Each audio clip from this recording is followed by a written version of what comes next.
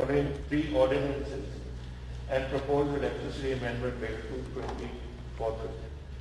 The Farmers Produce Trade and Commerce Promotion and Facilitation Ordinance of 220. The Farmers Empowerment and Protection Agreement on Price Assurance Farmers Services Ordinance 220 and the Essential Commodities Amendment Ordinance of 20.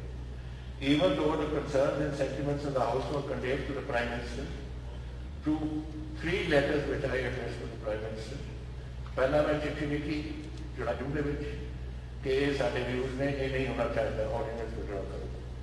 जुलाई में house की sitting तो बाद मैं house के views उन्होंने दसिया और तीसरी और जुलाई जो सितंबर में मैं एक और चिट्ठी लिखी उन्होंने कि आज तुसी नहीं कर रहे कि जिन्हां बड़ा हालात अच्छे नहीं मिल और इस देश के विच through letter number so and so, the Chief Minister of Punjab and Chief Minister of Punjab I wrote to him. The Government of India converted these ordinances to acts and notified the same as follows. फिर उन्होंने अपने तीन bill बनाया. These three legislations, along with proposed electricity amendment bill 220, are clearly against the interest of the farmers and landless workers. And time-tested agricultural marketing system established not only in Punjab but also in the original individual green revolution areas of Punjab, Haryana, and Western UP. Clearly, the Government of India has enacted legislation and not farm legislation, as the Constitution will show when I will speak, mention them. These are also against the Constitution of India in 14:2, which comprises agriculture as a subject of the state. These legislations are direct attack and act of subterfuge to encroach upon the functions and the power of the state in the country's constitution. In the associate background, the Assembly is constrained to unanimously reject these three legislations and the proposed electricity amendment to 220. It once again urges upon the Government of India to not only to annul these legislations, but also promulgate a fresh ordinance making the procurement of food grains on the minimum support price a statutory right of the farmers, and continue with the procurement by Government of India through the FCI and other such agencies. A message, एक resolution रखना चाहते हैं for discussion at any time. आपने हम क्या है कि मैं बिल पेश करा? मैं इन्हों पेश करा दूँगा मैं। ओके। सरकारी मता प्रस्ताव पेश किया गया कि राज की विधान सभा भारत सरकार को हुणे जहे घड़े कथित खेती कानून बारे किसानां दीयां चिंतावां दे हल नूं लै के अपनाए कठोर बेतर्क वतीरे प्रति डूंगा खेद प्रगट करती है।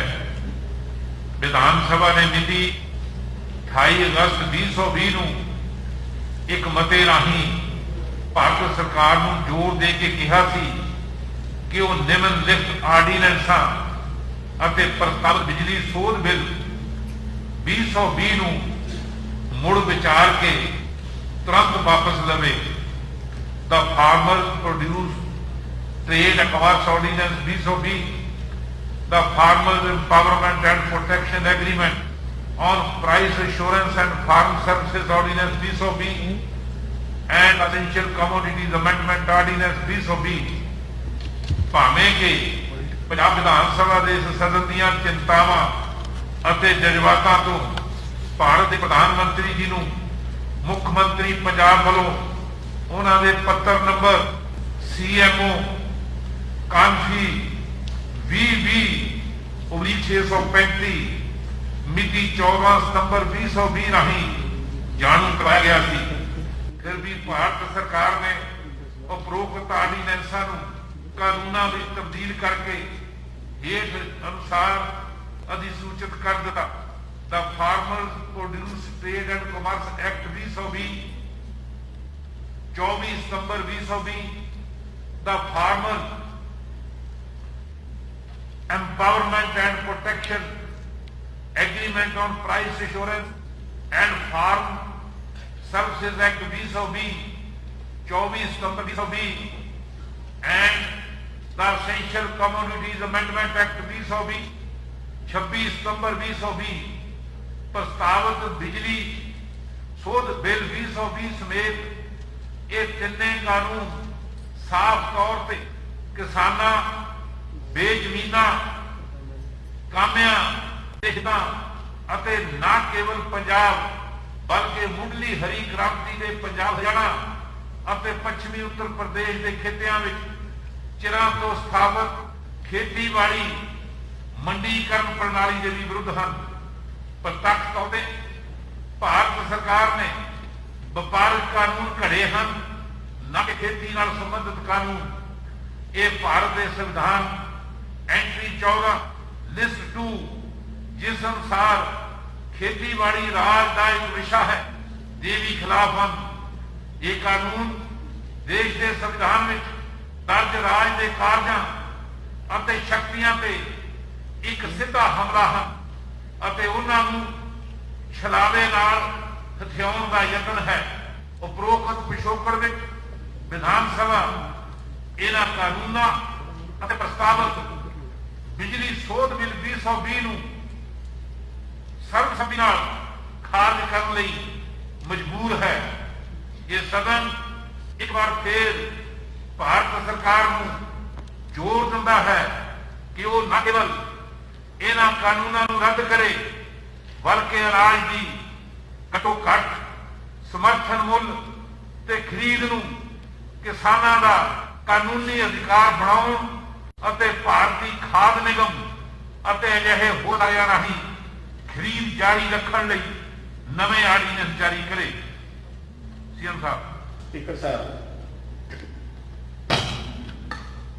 कदों तो ये गल चल रही है, मेरा ख्याल कई साल हो गए हैं जिस तरीके ये डिस्कशन चल रही है। नहीं बिल बदले दैट वी स्टार्ट विद शांतक पहला था साडी गवर्नमेंट ने दिल्ली स्वामीनाथन कमीशन रिपोर्ट बनाया विच इज हियर और स्वामीनाथन कमीशन रिपोर्ट बीजेपी ने अपने मैनीफेस्टो में भी पाई सी कि असं जब आवेंगे असं इनू इंप्लीमेंट करेंगे। फिर जब आ गए फिर इन्होंने की और फिर उन्होंने अपना शानदार कमीशन की रिपोर्ट भी बना दी रिपोर्ट बना दी है।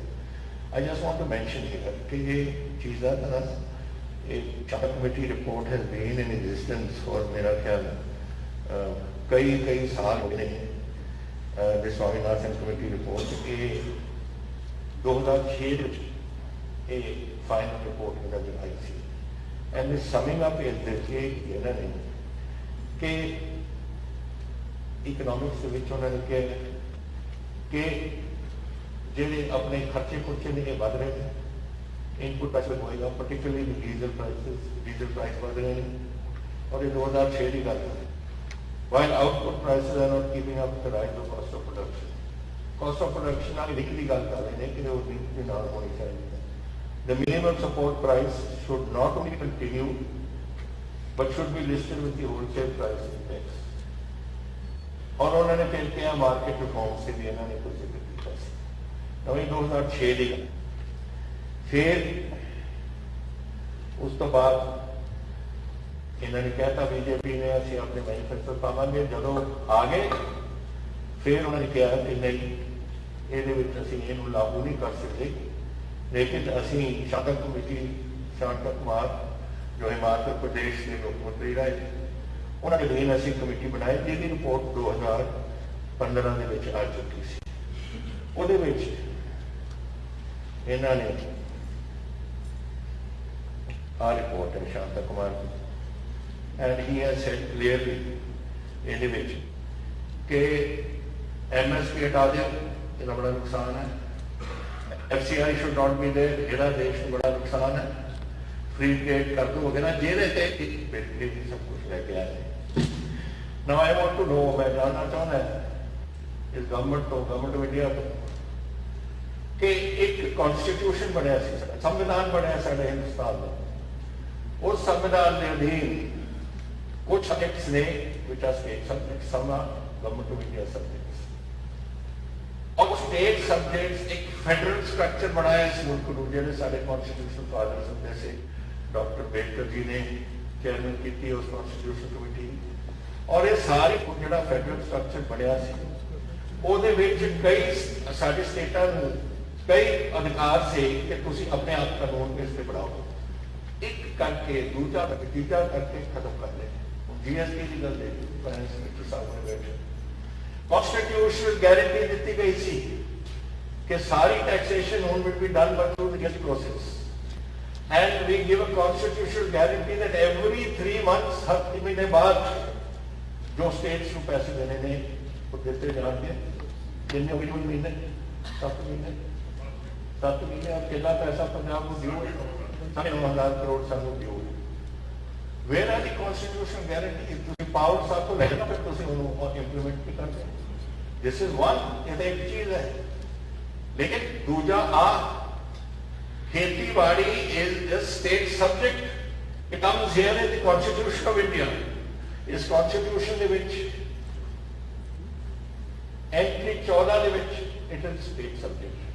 तो एंट्री 14 ਨੂੰ ਇਹਨਾਂ ਨੇ इग्नोर करता, which is clearly agriculture, including agriculture, education, etc. is done. और 28 ने मार्केटां ਨੂੰ ਰੱਖਦਾ ਹੈ, ਉਹ ਵੀ ਰੱਦ ਕਰਤਾ।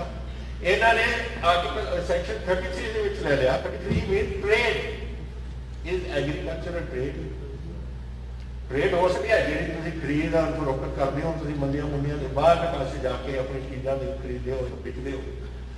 ਲੇਕਿਨ ਆਹ ਟ੍ਰੇਡ ਤਾਂ ਨਹੀਂ ਕਿ ਜਿਹੜਾ ਕੋਈ ਮਿਹਨਤ ਕਰਕੇ ਖੇਤੀ ਕਰਕੇ ਬੀਜ ਬੋ ਕੇ ਉਹਦੀ ਫਿਰ ਦਿਹਾੜੀ ਜਦੋਂ ਉਹਦੀ ਫਸਲ ਤਿਆਰ ਤੇ ਉਹਨੂੰ ਹਾਰਵੈਸਟ ਕਰਦਾ ਹੈ, ਉਹਨੂੰ ਵਾਢੀ ਲਾਉਂਦਾ ਹੈ, ਉਹ ਟ੍ਰੇਡ ਹੈ। ਤੁਸੀਂ ਕਨਸਟੀਟਿਊਸ਼ਨ ਨੂੰ ਅਮੈਂਡਮੈਂਟ ਜਿਸ ਤਰੀਕੇ ਨਾਲ ਸੋਚਦੇ ਹੋ, ਯੂ ਮੇਕ ਇਟ ਆਊਟ ਇਨ ਸੱਚ ਅ ਵੇ ਕਿ ਤੁਸੀਂ ਕਨਵਿੰਸ ਆਪਣੇ ਆਪ ਨੂੰ ਤੁਸੀਂ ਕਰ ਲਓ, ਪਰ ਦੁਨੀਆ ਨੂੰ ਕਨਵਿੰਸ ਨਹੀਂ ਤੁਸੀਂ ਕਰ ਸਕਦੇ। ਹਾਊ ਕੈਨ ਐਗਰੀਕਲਚਰ, ਅਗਰ ਮੈਂ ਅੰਗ ਆ ਕੇ ਉੱਥੇ ਮਟਰ ਬੀਜਦਾ ਔਰ ਮਟਰ ਦੇ ਮੈਂ ਬੀਜਦਾ ਐਜ਼ ਅ ਕਿਸਾਨ और मैं मटर फिर खरीदा अपने बाग को मैं तोड़ना एंड आई यूज इट। कुछ मैं शेयर ज्यादा मटर हो मैं शेयर डिप्टी स्पीकर साहब को भेजता हूँ या मैं अपने वास्ते कुछ रखना। That is an agriculture produce which I am selling, not trade. तो एक trade no under section 33 how they have protect मैं नहीं समझाऊंगी, पहले एक्सप्लेन करें। जब लोड सी कि बहस करो पार्लियामेंट से बहस कराई, Why didn't you बहस क्यों नहीं करें? बहस कराओ दे और 10 दे कि एक 33 दे आया, बट वो बहस उन्होंने पता सी कि बहस वास्ते they have no legs to stand on. ठीक है कि ਉੱਥੇ ਲੋਕ ਸਭਾ ਦੇ ਵਿੱਚ ਬਹਿਸ ਨਹੀਂ ਕਰਾਓ, ਤੁਸੀਂ ਵਿਧਾਨ ਸਭਾ ਦੇ ਵਿੱਚ ਨਹੀਂ ਕਰਾਓ, ਨਾ ਕਾਨੂੰਨ ਪਾਸ ਕਰਤਾ ਹੋ। ਇਹ ਕੀ ਕਨਸਟੀਟਿਊਸ਼ਨ, ਵਾਟ ਇਜ਼ ਦਿਸ?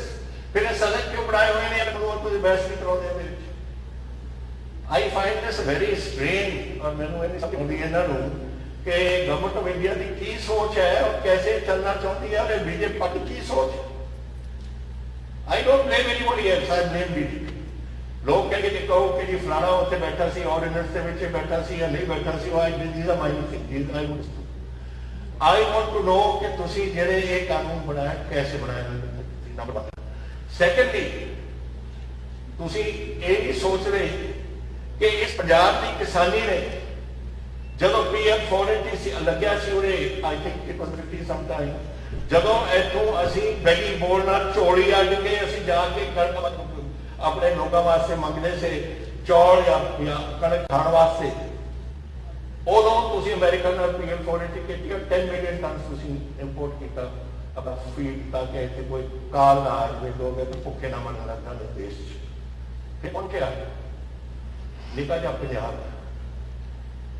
1.17% ਸਾਡੀ ਧਰਤੀ ਹਿੰਦੁਸਤਾਨ, 2% ਤੋਂ ਘੱਟ ਸਾਡੇ ਲੋਕ, ਔਰ ਉਹਨਾਂ ਨੇ ਉੱਠ ਕੇ ਪੰਜਾਬ ਐਗਰੀਕਲਚਰ ਯੂਨੀਵਰਸਿਟੀ ਨੇ ਨਵੀਆਂ ਕਣਕਾਂ ਮੰਗਾਈਆਂ, ਮੈਕਸੀਕੋ ਤੋਂ ਆਏ ਕਣਕ ਉਹਦੇ ਤੇ ਵਰਕ ਕੀਤਾ। ਫਿਰ ਤੁਸੀਂ ਚੌਲ ਆਪਣੇ ਫਿਲੀਪੀਨਸ ਉਹਦੇ ਤੇ ਵਰਕ ਕੀਤਾ, ਔਰ 4 ਸਾਲਾਂ ਦੇ ਵਿੱਚ 66 ਤੋਂ ਲੈ ਕੇ 10 ਸਾਲਾਂ ਦੇ ਵਿੱਚ ਅੰਨ ਬਾਹਰੋਂ ਮੰਗਾਉਣ ਦੀ ਲੋੜ ਨਹੀਂ ਪਈ। ਸਾਡੇ ਪੰਜਾਬ ਨੇ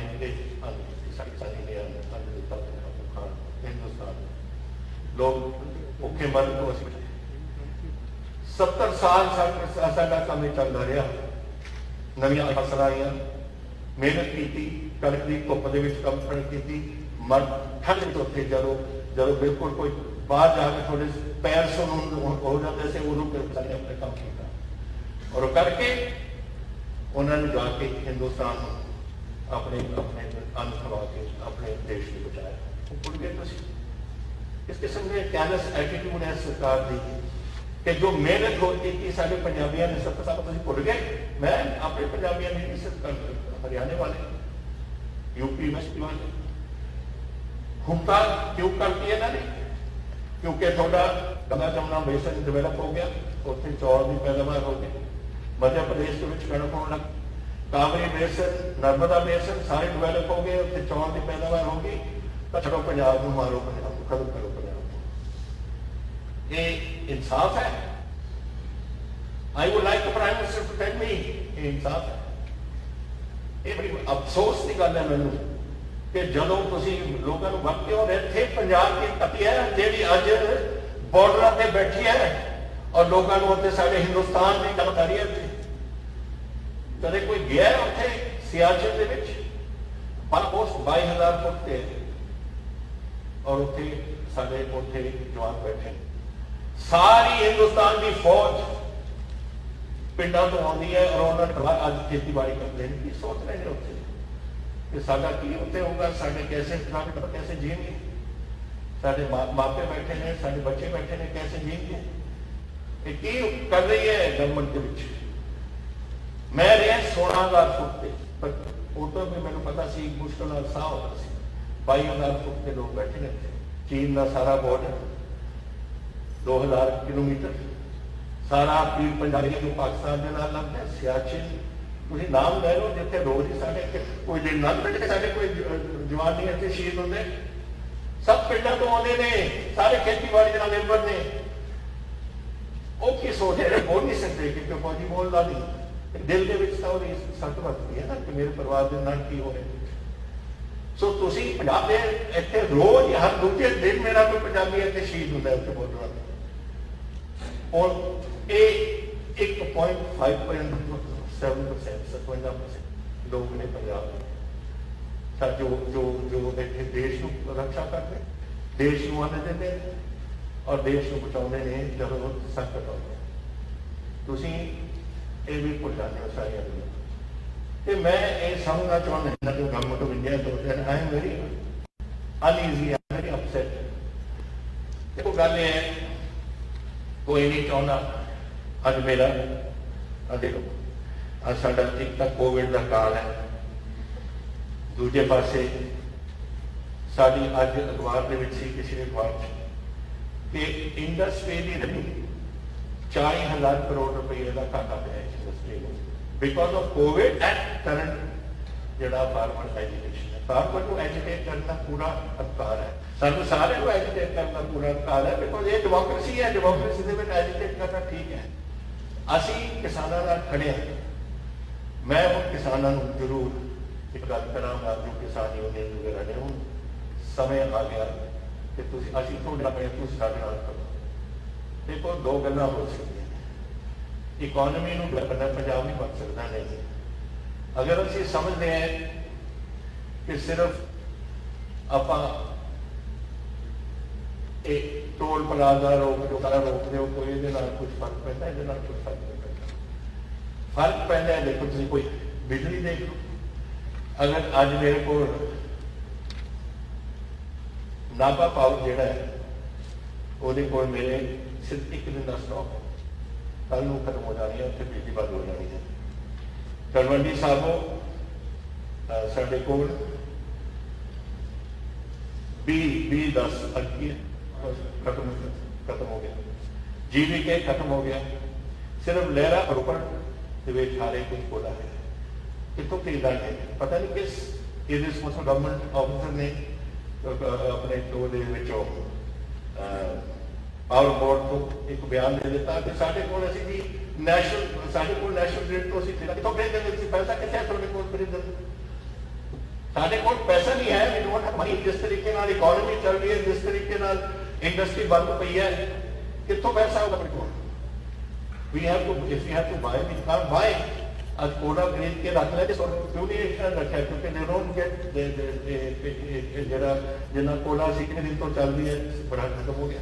8-10-15 दिन का स्टॉक होता है, तो ज्यादा नहीं होना चाहिए।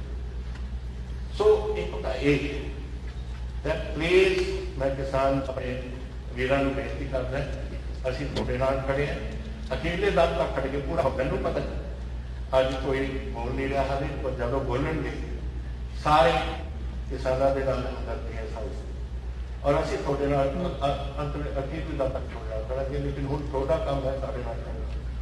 ਮੈਂ ਸਰਕਾਰ ਚਲਾਉਣੀ ਹੈ, ਮੇਰੇ ਫਾਈਨੈਂਸ ਮਿਨਿਸਟਰ ਪੈਸੇ ਦੇਣੇ, ਮੇਰੇ ਜੋ ਹੈ ਇੱਥੇ ਸਾਰੇ ਮਿਨਿਸਟਰ ਬੈਠੇ ਨੇ, ਉਹਨਾਂ ਨੂੰ ਪੈਸਿਆਂ ਦੀ ਲੋੜ ਹੈ ਵਾਸਤੇ। ਸੋ ਇਸ ਕਰਕੇ ਹੁਣ ਆਪਾਂ ਨੂੰ ਇਹ ਆਪਣਾ ਲੋਕ ਵਗੈਰਾ ਬੰਦ ਕਰੋ, ਆਪਾਂ ਨੂੰ ਪੰਜਾਬ ਚਲਾਈਏ ਆਪਾਂ, ਔਰ ਇੱਥੇ ਆਪਣੇ ਜਿਹੜੇ ਕੁਝ ਇੰਡਸਟਰੀ ਨੂੰ ਚਲਾਈਏ। ਤੁਹਾਡੇ ਕੋਲ ਹੁਣ ਸਿਰਫ 10% ਯੂਰੀਆ ਜਿਹੜਾ ਕਣਕ ਦੀ ਬਜਾਏ ਹੋ ਰਹੀ ਹੈ, 10% ਤੁਹਾਡੇ ਕੋਲ ਯੂਰੀਆ। ਤੁਹਾਡੇ ਕੋਲ ਜਿਹੜੀ ਅੱਜ ਸਾਰੇ ਸਟਾਕਸ ਭਰੇ ਪਏ ਨੇ ਸਾਡੇ ਗੋਡਾਊਨ ਦੇ ਵਿੱਚ, ਜਾਂਦਾ ਹੀ ਉਹ ਨਿਕਲਦੇ ਨਹੀਂ, ਮੈਂ ਨਵੀਂ ਜੇ ਝੋਨਾ ਕਿੱਥੇ ਰੱਖਣਾ। ਫਿਰ ਤੁਹਾਡੇ ਕੋਲ ਜਿਹੜੇ ਤੁਸੀਂ ਫਰਟੀਲਾਈਜ਼ਰ ਬਾਹਰ ਹੋਣੇ ਨੇ ਉਹਨਾਂ ਨੇ ਆਉਣਾ ਉੱਥੋਂ। तो ये सारिया चीज़ा हम देखते हैं पंजाब की इकॉनमी का पता 40,000 करोड़ का सारा नुकसान हो गया इंडस्ट्री में। We can not afford this, एक पहली गल है।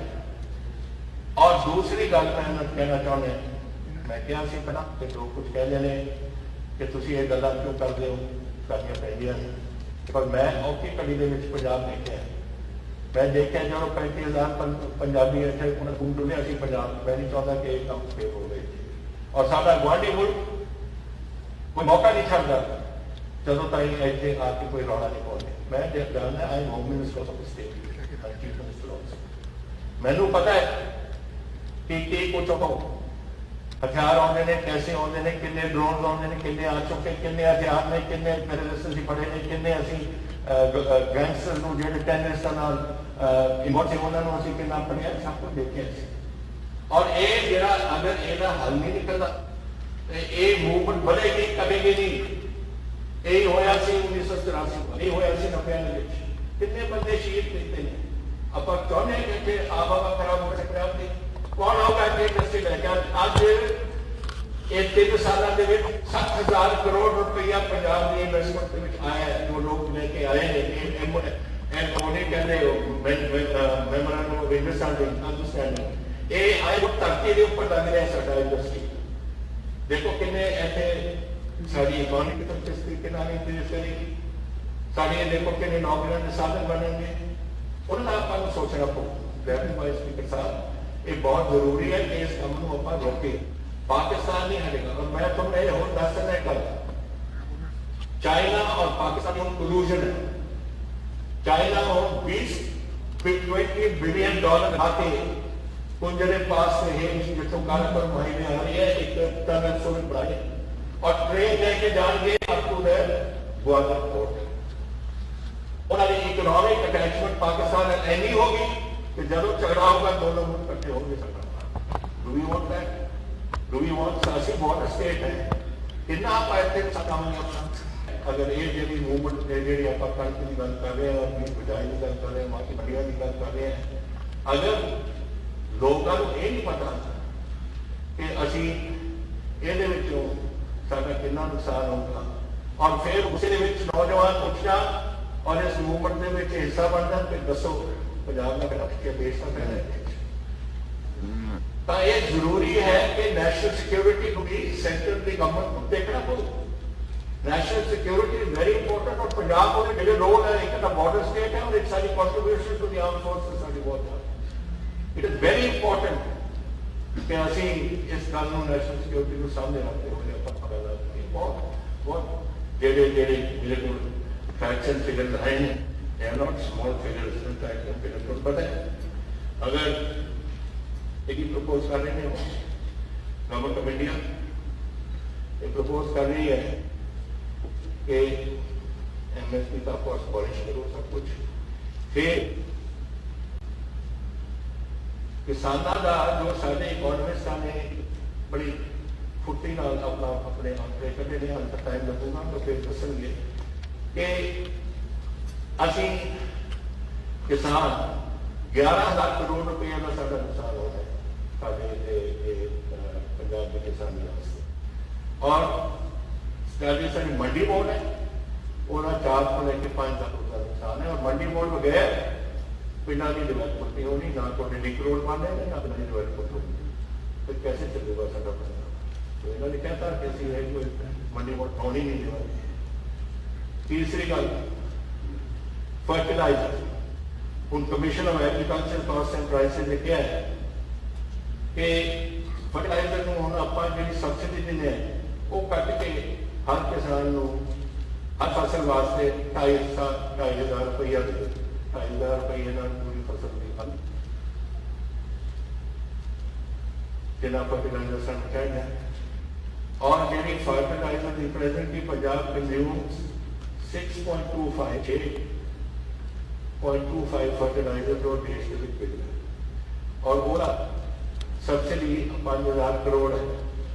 Out of total annual fertiliser subsidy 80,000 crore, 80,000 crore है पूरे देश की फर्टिलाइजर सब्सिडी और पंजाब 5,000 करोड़।